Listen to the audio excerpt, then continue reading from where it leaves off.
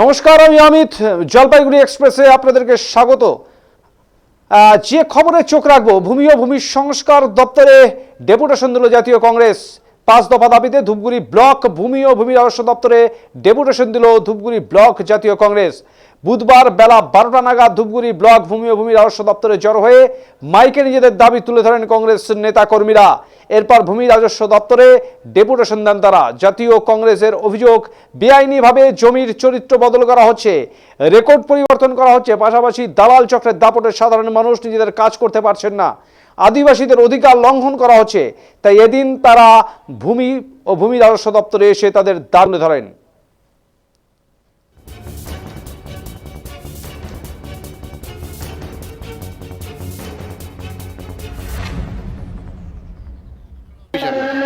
সব দিদির কাছে পাঠিয়ে দিয়ে দিদিকে দিয়ে ইমিডিয়েট বন্ধ করো। এখানে বলবো এমনি বলছি, জমির চরিত্র বদল করা যাবে না। কৃষি জমি না বাস্তু জমি, এগুলো চেঞ্জ যা থাকবে তাই। আর রেকর্ড পরিবর্তন করা যাবে না। দালাল চক্রের দাপট এই জমি সংক্রান্ত ব্যাপারে এগুলো অবিলম্বে বন্ধ করতে হবে। আর সরকারি খাস জমি যাতে বেআইনিভাবে কেনাবেচা না হয় তার বন্দোবস্ত করতে হবে। মোট কত দফা দাবি রয়েছে আজকে? এখানে আমরা আদতে প্রদেশ কংগ্রেসের 5 দফা, আর বাকি কয়েক দফা আমাদের নিজস্ব রয়েছে ব্লক স্থানীয়ভাবে। আদিবাসীদের অধিকার লঙ্ঘন করা হচ্ছে বিভিন্ন জায়গায়। যেরকম যেটা বললাম, ইউপিএ সরকারের আমলে জল জঙ্গল এর অধিকার সুরক্ষিত করেছিল ইউপিএ সরকার, কিন্তু আমাদের রাজ্যে সেটা মেনে নেওয়া হচ্ছে না। আদিবাসীদের জমি কেড়ে নেওয়া হচ্ছে, এটা বন্ধ করতে হবে অবিলম্বে। আপনারা কি আজকে ডেপুটেশন দিবেন? ডেপুটেশন? হ্যাঁ, ডেপুটেশন স্মারকলিপি অবশ্যই দেব। আর ওই যে কিছু আবেদনপত্র রয়েছে কিন্তু জমা প্রত্যেক অফিসেই পাট্টা দেওয়া হচ্ছে, পাট্টার জন্য আবেদনপত্র রয়েছে। আর রয়েছে আদিবাসীদের জমিতে অনেক সময় চা বাগান তৈরি হচ্ছে, যেটা সম্পূর্ণ বেআইনি।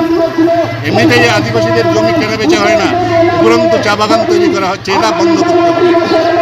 আর সরকারি আবাস যোজনায় কিছুদিনের মধ্যেই টাকা ঢুকবে, ঘরবাড়ি তৈরি হবে, বালি পাথর এগুলো যাতে সহজে পান উপভোক্তারা, তার বন্দোবস্ত। আপনার নাম? বর্তমানে কালিম্পং জেলার চুইখিমের প্রেমলিংয়ের কমলা লেবুর কদর বেড়েছে ডুয়ার্সের বাজারে।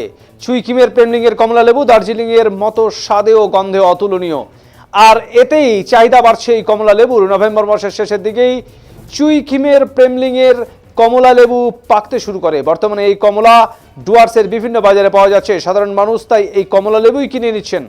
এই কমলা লেবু দার্জিলিংয়ের কমলা লেবুর মতো বড় না হলেও ভীষণ মিষ্টি বলে জানা গেছে, পাশাপাশি রসও ভালোই রয়েছে।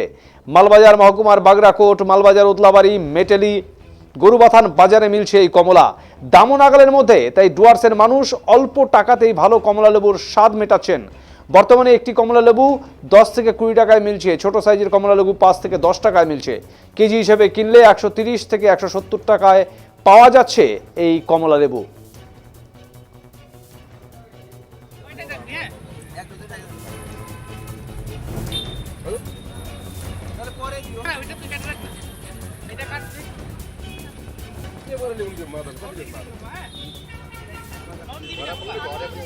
मैं थोड़ा आप लोग का वहाँ कमला तो अच्छा है इधर हमारे पहाड़ में, मीठा भी है, लेकिन ये साल में फसल कम हो गया, कीड़ा पूरा लग गया, इसलिए सरकार का तरफ से कोई दवाई वही देने से अच्छा होता था और उन्नति कर सकता हूँ। मैं किसान पार्टी हूँ, किसान आदमी हूँ।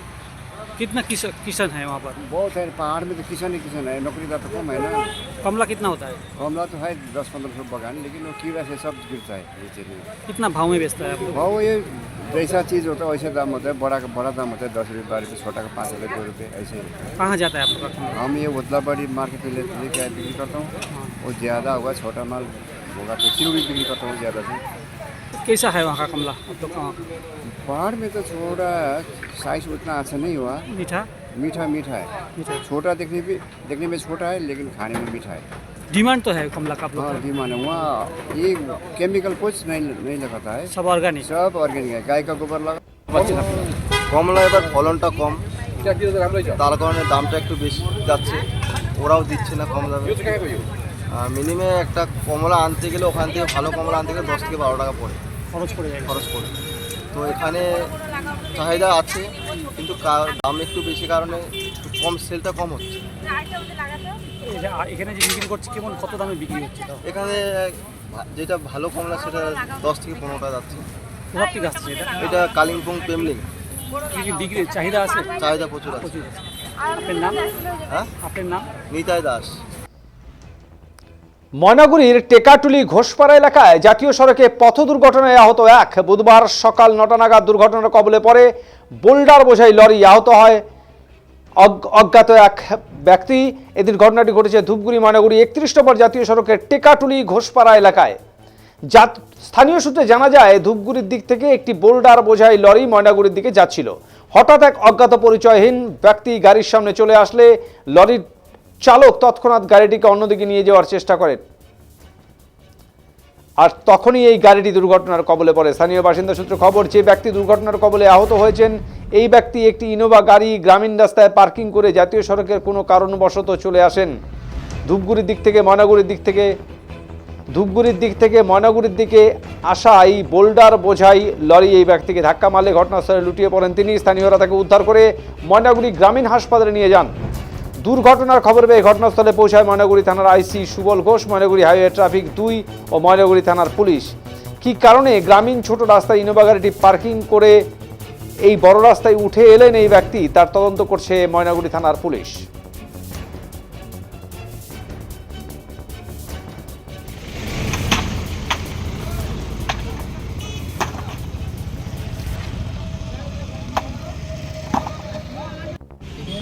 করে গাড়িটা সামনের দিকে যাচ্ছিল, তো লোকটা সামনে পড়ে যাওয়াতে গাড়িটা সামনে পড়ে যাতে আর কন্ট্রোল করতে পারেনি। তখন লোকটাকে মেরে দেওয়ার পরে লোকটা দেখি ছিটকায় রাস্তার মধ্যে ঘোরাঘুরি করছে। তখন গাড়িটা নিয়ন্ত্রণ হারিয়ে সাইডের মধ্যে গাড়িটা ফাঁসে গেল। গাড়ির মধ্যে বোল্ডারের গাড়ি ছিল, আরেকটা গাড়ি ছিল না, খালি শুধু হাইটিং ছিল। লোকটা একটা গাড়ি ছিল না, পিছনে একটা সামনে গরু ছিল। উনি সামনের রাস্তায় ঢোকা দিয়ে উনি লাস্টে গেলেন হচ্ছে, আমরা তো বুঝতে পারিনি, ভাবছি এখানে কোনো হয়তো কারো গাড়ি চেনা জানা হবে। পরে শুনি যেটা এখানকার গাড়ি না, বাইরে গাড়ি। আহত কতজন হয়েছে? আহত একজন হয়েছে। পুলিশকে ফোন করা হয়েছিল, অ্যাম্বুলেন্স ধরেন আধা ঘন্টা পরে আসছিল। জলপাইগুড়ি সদর ভূমি ও ভূমি রাজস্ব দপ্তরের সামনে বিক্ষোভ জলপাইগুড়ি শহর ব্লক ও সদর ব্লক 1 এবং 2 নং ব্লক কংগ্রেস কমিটির। বিভিন্ন দাবিতে এদিন কংগ্রেস নেতাকর্মীরা দপ্তরের সামনে মিছিল করে উপস্থিত হন ও ডেপুটেশন জমা করেন। এদিন আগে থেকেই ভূমি ও ভূমি রাজস্ব দপ্তরের সামনে পুলিশ মোতায়েন ছিল। বেআইনিভাবে অর্থের বিনিময়ে জমির চরিত্র বদল বন্ধ করা, আদিবাসীদের জল জঙ্গল জমির অধিকার সুরক্ষিত করা, জমির রেকর্ড পরিবর্তন বন্ধ, জমির সত্ত্বহীন পরিবারদের লিজ পাট্টা প্রদান, বিএলআরও অফিসে দালাল রাজ বন্ধের দাবিসহ বিভিন্ন দাবিকে সামনে রেখে এদিন এই ডেপুটেশন কর্মসূচিতে অংশ নিয়েছেন কংগ্রেস কর্মী ও নেতাকর্মী সহ কংগ্রেস সমর্থকেরা বলে এদিন জানান কংগ্রেস নেতৃত্বরা।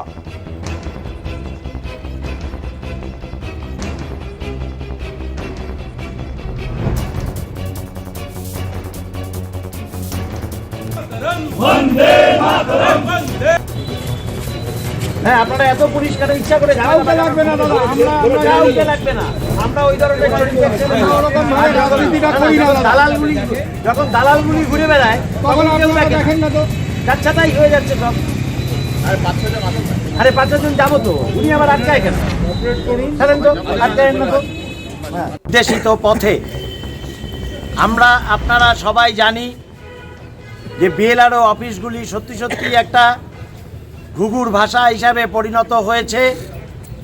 এখানে বেআইনিভাবে অর্থের বিনিময়ে, খুব পরিষ্কার করে বললে যেটা দাঁড়ায়, বেআইনিভাবে অর্থের বিনিময়ে জমির চরিত্র বদল করে দেওয়া হচ্ছে।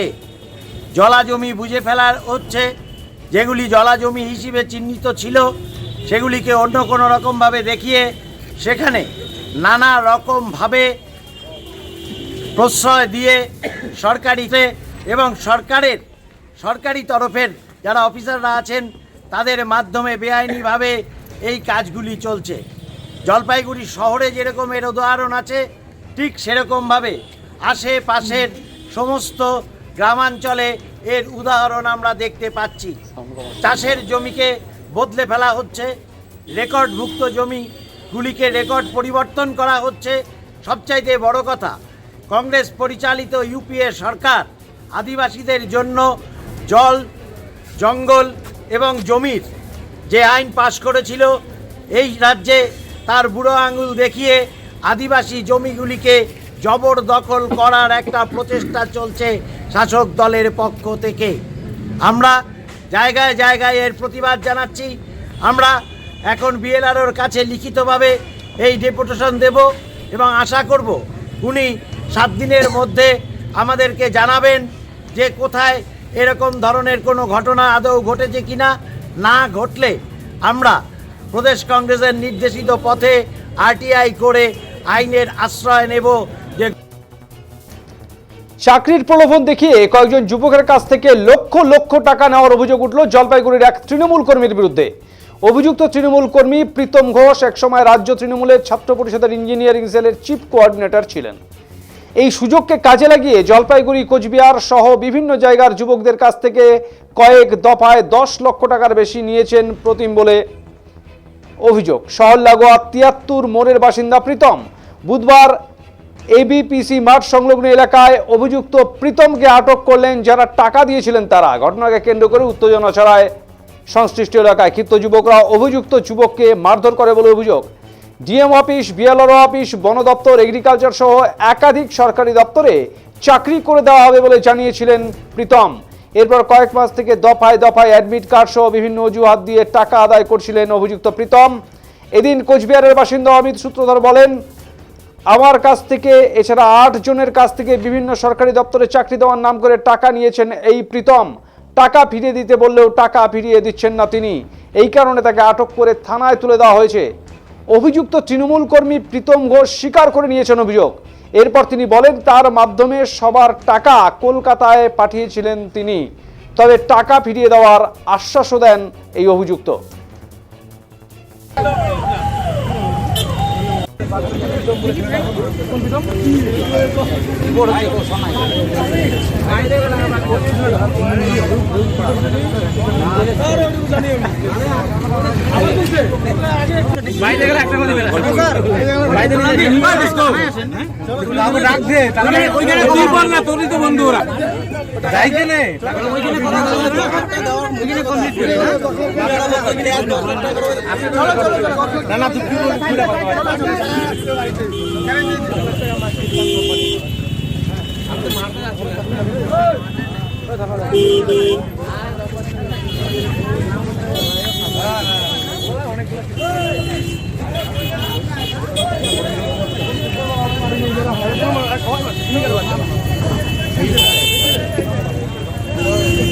সাতজন আছি, 7 জনের থেকে ও আমার মাধ্যমে আমি 10 লাখ টাকা নিছে কাজের কথা বলে।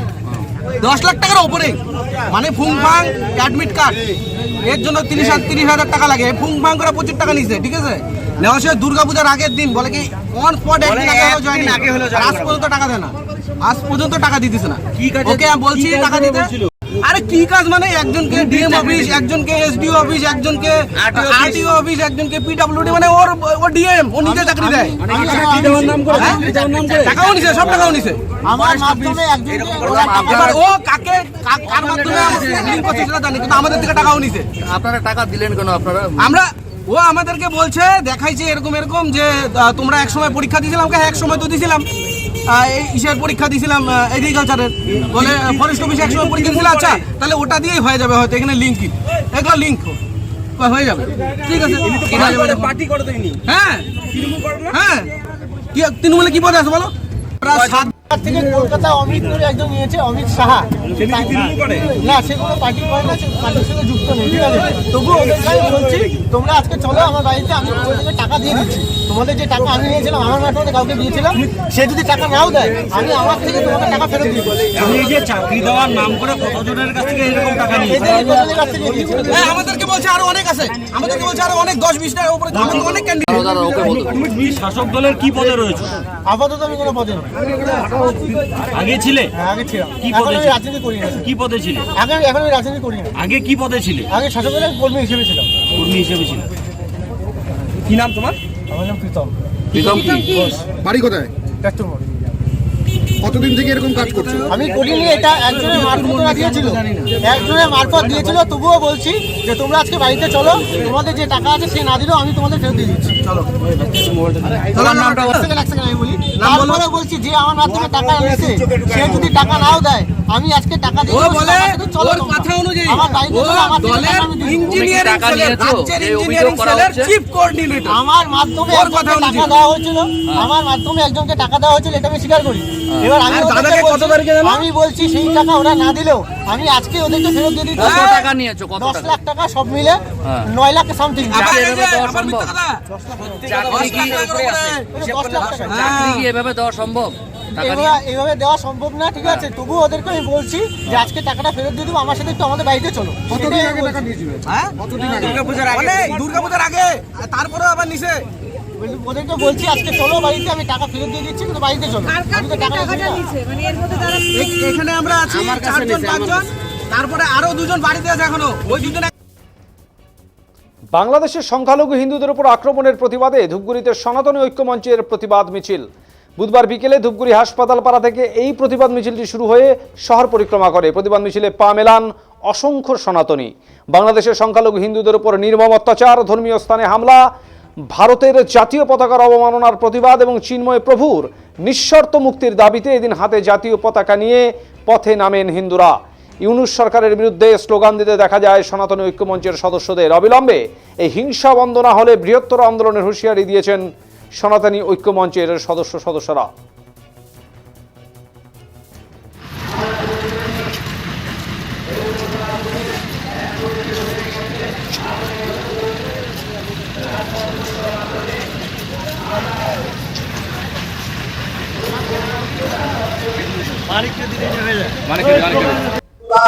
তাই আসুন সকল সনাতনী হিন্দুরা একত্রিত হয়, আসুন এই প্রতিবাদ মিছিলে পাই বাংলা প্রতিবাদ মিছিলে পাই বাংলান। এবং আমাদের আমরা সবাই জানি যে আমাদের ভারতবর্ষের যে আমাদের সবার গর্ব জাতীয় পতাকা, এই জাতীয় পতাকা বাংলাদেশে অবমাননা করা হয়েছে। ছোট ছোট বাচ্চাদের যে তাদের পায়ে দিয়ে বানানো হয়েছে, এই অপমান আমাদের গোটা ভারতবর্ষের সমস্ত নাগরিকের অপমান। এই অপমানের প্রতিবাদে এবং বাংলাদেশে যে আমাদের সনাতন হিন্দু মহারাজের সাধু তাকে অন্যভাবে গ্রেপ্তার করা, তার নিঃশর্ত মুক্তির দাবিতে আজকে ধূপগুড়ি সনাতন ঐক্য মঞ্চ এক প্রতিবাদ মিছিল আয়োজন করা হয়েছে। সেই মিছিলে আমরা বার্তা দিতে চাই, বাংলাদেশের এই মৌলবাদী এবং জাহিদের যে কার্যকলাপ, যে হিংসা, যে নারী নির্যাতন, লুটপাট, বিধর্মীগত অত্যাচার, এই অত্যাচারের প্রতিবাদে ইমিডিয়েট বন্ধ হোক এবং ভারত মাতার যে পতাকা, সে পতাকা যাতে ক্ষমতা এই আমার। বাংলাদেশে অত্যাচারিত হয়ে ভারতে প্রবেশ কলেজ ছাত্রের। উত্তাল বাংলাদেশ। চিন্ময় প্রভুর মুক্তির চেয়ে আন্দোলন করার অভিযোগে কট্টরপন্থী মৌলবাদীদের তাণ্ডব ও হুমকি ও মামলার জেরে প্রাণ ভয়ে ঘর ছাড়ল এক যুবক। জলপাইগুড়ির রাজগঞ্জ ব্লকের সীমান্তের সুখানি এলাকা দিয়ে ভারতে প্রবেশ করলে তাকে আটক করে বিএসএফ, তুলে দেয় রাজগঞ্জ থানার পুলিশের হাতে। জিজ্ঞাসাবাদের পর তাকে গ্রেপ্তার করে পুলিশ।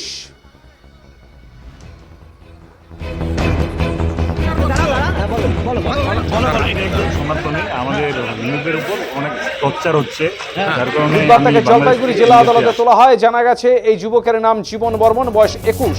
তার বাড়ি বাংলাদেশের রংপুর জেলার ঠাকুরগাঁও গ্রামে।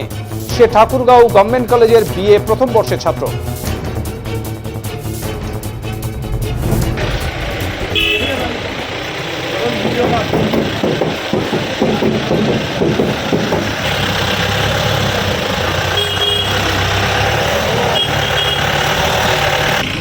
কেন ধরলো ভাই তোমাকে? কেন পালিয়ে এলে ভাই? কেন পালালে আসছো? কেন অসুবিধা হচ্ছিল ভাই? ভাই তুমি কেন পালালে? পালালে ভাই? কেন কেন আসছো ওই বাসে? অত্যাচার বলো। একদম সনাতনী, আমাদের হিন্দুদের উপর অনেক টর্চার হচ্ছে, যার কারণে আমি বাংলাদেশ থেকে ইন্ডিয়াতে আসি। তোমার নাম কি? আমার নাম জীবন বর্মন। 21। কি অত্যাচার হচ্ছিল? আমাদের হিন্দুদের উপর খুব টর্চার হচ্ছে। তোমার পরিবারের উপরে টর্চার হয়েছে? কি হুমকি টুমকি দিয়েছে? আমাদের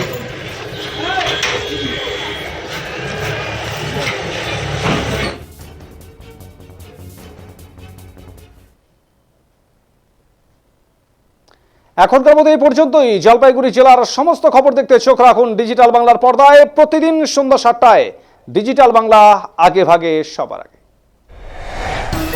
news express Siliguri, sponsor by Neotia Getwel, a multi speciality hospital, Matigara, Siliguri.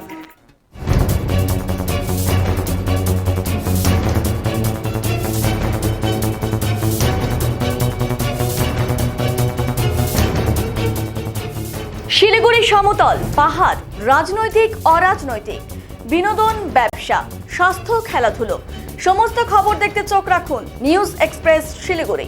প্রতিদিন রাত 8টায় ডিজিটাল বাংলার পর্দায়।